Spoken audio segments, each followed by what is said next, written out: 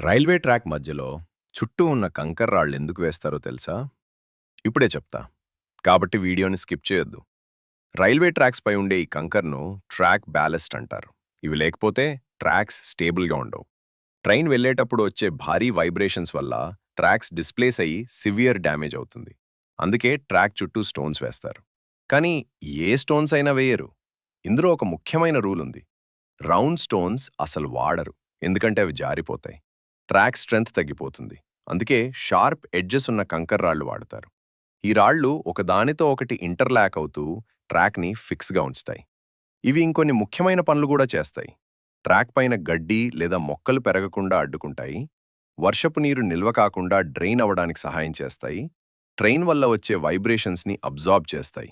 మరొక ఆసక్తికరమైన విషయం ఏమిటంటే సమ్మర్లో హీట్ వల్ల ట్రాక్స్ ఎక్స్పాండ్ అవుతాయి.